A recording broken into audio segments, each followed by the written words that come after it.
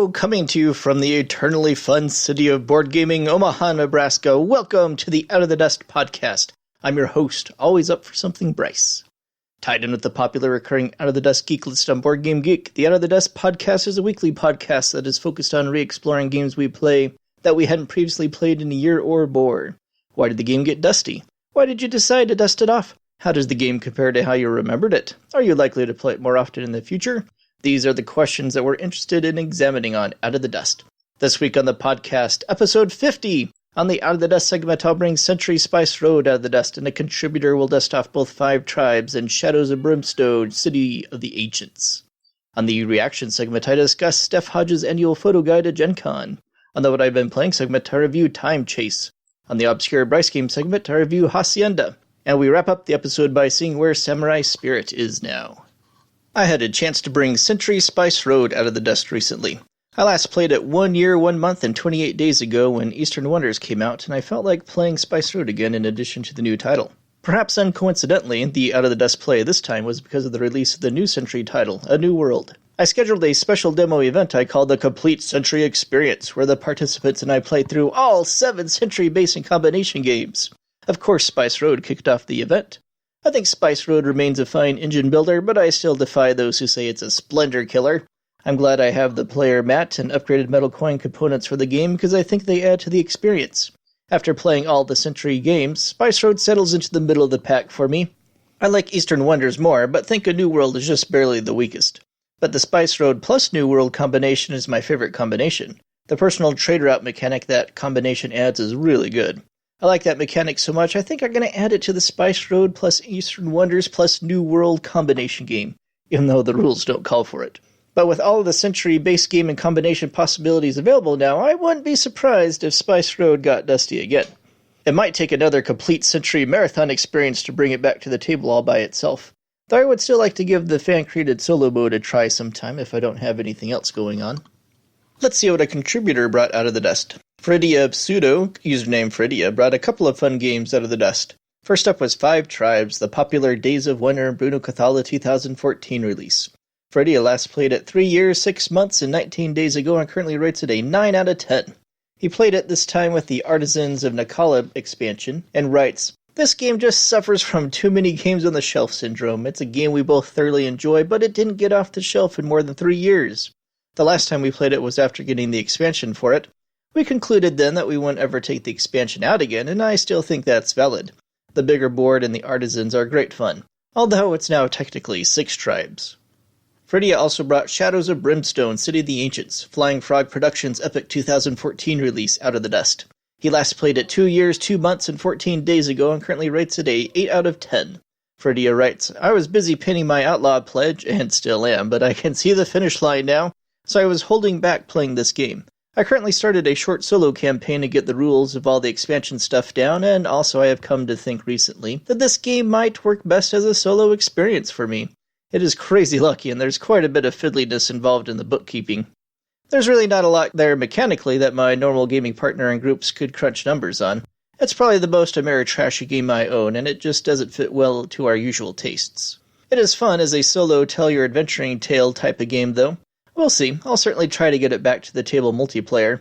I might underestimate the fun appeal this game has for other people as well, because it's not the type of game I gravitate to myself, and I still enjoy it, as mentioned above. For now, I'll play my little campaign by myself, and then see who wants to play along. Thanks for the contribution, Fridia.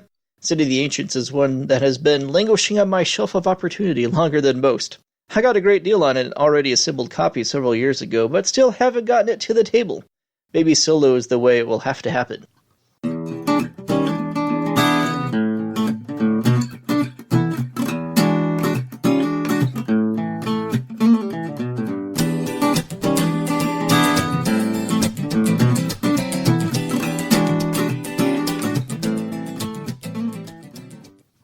One of the cool things to come out of GenCon every year is Steph Hodge's photo guide to GenCon that she posts on BGG. She's an amazingly talented photographer, and the photo guide is a delightful substitute for not being there, or to check out some of the action that one might have missed, even if they did attend, because it's a very thorough and exhaustive guide.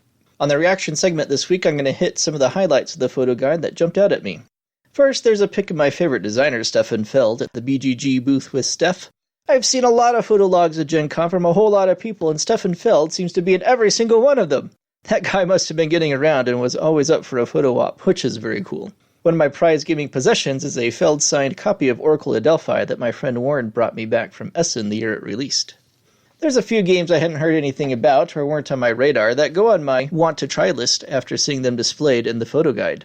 The first is Parks, a national parks-themed game with some beautiful artwork, a unique theme, and even a nice insert, evidently. The Colors of Paris is another one that caught my eye. I'm a sucker for art-themed games, and this looks like another attractive one. Then there's Nevada City from Rio Grande Games, who often seems to believe in stealth marketing for some reason. The Old West is another theme I like, and Rio Grande is sure to bring some engaging Euro mechanics to that package. For some reason, if a game has animals performing human activities instead of humans, it's more interesting to me. For that reason, the Prison Break game Animal Catraz is now on my radar. There's also one game that was on my radar, but is now off it after seeing some pics of it in action. I was tentatively interested in Watergate, but that's a really boring-looking board. I love the Big Potato Games booth setup for the new Blockbuster game, which was modeled after an old Blockbuster video store checkout stand and VHS display racks. There was a lot of nostalgia in that setup, and they nailed it. The BoardGameCandy.com booth pick made me hungry and totally drove me to check out their website, and I was very disappointed to learn that they didn't actually sell board game-themed candy. I think it would be more lucrative than the actual component upgrades they sell.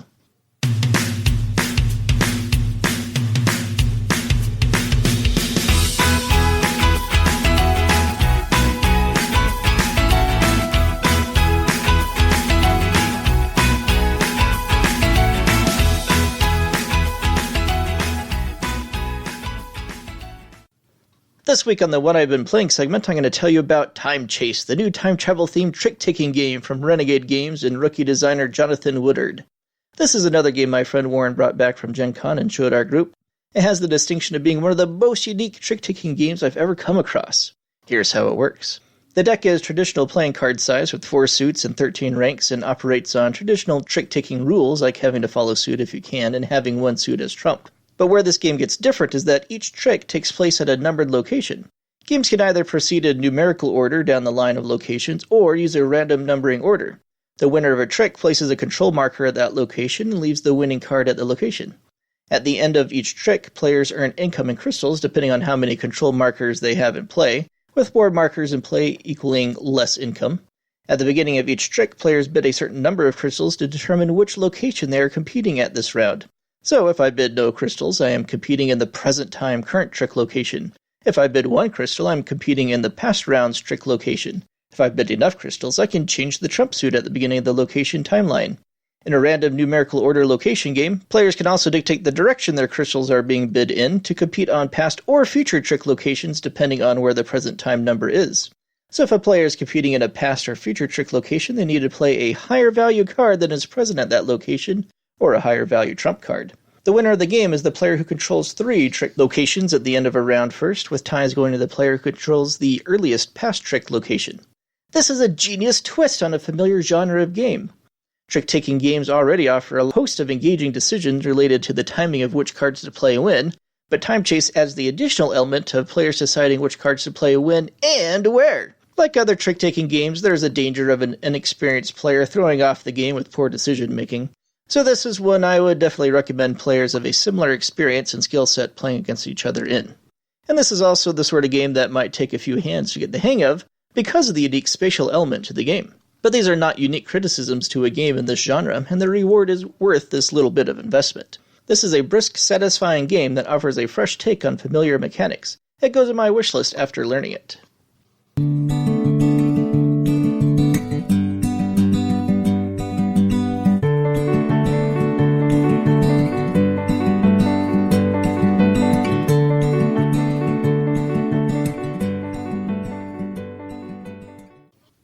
Obscure Bryce Game segment time. This week on the segment, I'm going to tell you about Hacienda, a 2005 Wolfgang Kramer design from publisher Rio Grande Games. This game is still in the top 1,000 on BGG, an admirable achievement for a game this age, but it's become one of the designer's more obscure titles over the years, and is currently racking up only a handful of plays each month.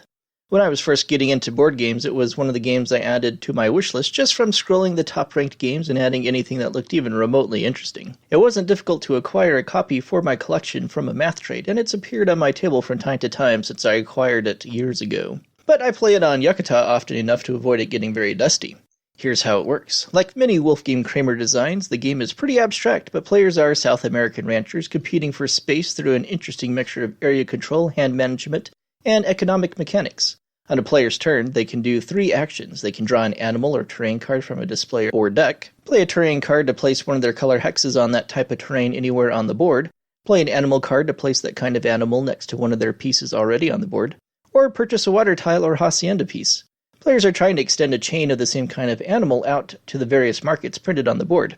The more markets a player is connected to, the more points they earn.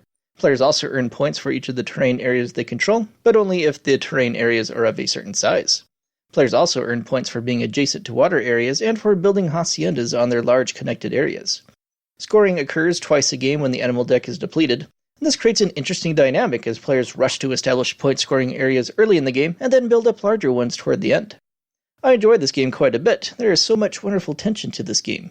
The limit of 3 actions per turn really makes timing important. And there's an inherent press-your-luck element that develops over the course of the game as players try to maneuver when to claim which areas and when to extend a chain of animals to the markets. Being blocked out of a market can ultimately cost a player a lot of points, and positioning oneself in the most strategic places at the most opportune times is often the difference between victory or defeat. Every turn is a sequence of tough and agonizing decisions to make. The economy of the game is also tight, and purchasing cards from the face-up display for a more expensive cost rather than a cheaper blind draw usually seems like a good idea at the time, but always seems to result in a moment later in the game where a player's just 1 coin short of pulling off what they want to do. This game has the classic Euro goodness feel to it. The mechanics are straightforward, yet offer a lot of depth and replayability. Supposedly there's a second edition coming out soon, and I'm hopeful that will help introduce this older title to a new crowd of gamers.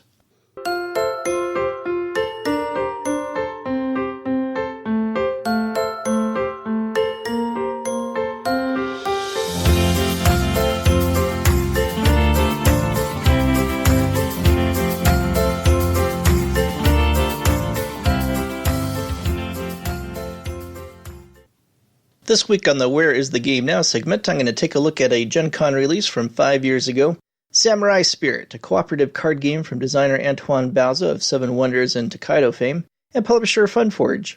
I remember being very attracted to the theme, which is pretty much inspired by the classic film Seven Samurai, and I found the theme worked well with the mechanics as players try to withstand the onslaught of a horde of villains attempting to pillage a helpless village.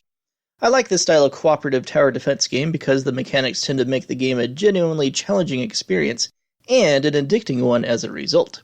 And Samurai Spirit is no exception. The game is brutally difficult, and I think it's even tougher than Bowser's other popular yet brutally difficult cooperative game Ghost Stories. In 29 lifetime plays, I've only managed 1 2-player and 1 3-player win. I've never won the game at 4 or more players. There may be a difficulty curve to the game where player count is concerned. As tough as the game is at a lower player count, it may be even tougher at a higher one. This may be an issue as 7-player cooperative games are a rare thing. And the extreme difficulty is probably a contributing factor for some of the stats surrounding the game in the current market. Interestingly, the game appears on way more wish lists than wanton trade lists on BGG, 893 compared to 119. Compare this to a current logged ownership of 6,841 and a previously owned total of 895. 8.65% of owners have gotten rid of their copies, which is a fair amount. And the difference between those who want the game but don't want to trade for it indicates a willingness to give it a try, but not to put too much effort into making that try happen. Samurai Spirit currently sits just outside the top 1,000 on BGG, which is still respectable, but it hasn't fared as well as its more famous brother Ghost Stories. As for me, my next play would be a dusty one. It's been over 3 years since I last played it. This was my main group's go-to 7-player game for a while, but it was eventually replaced in that status by Between Two Cities. I'm not likely to get rid of my copy, though, which is signed and personalized by the designer. Antoine Bauza was signing games at GenCon the year it released, and I wound up getting all the games of his I own signed by him when I bought Samurai Spirit, so I've got some positive emotions wrapped up surrounding the game. After thinking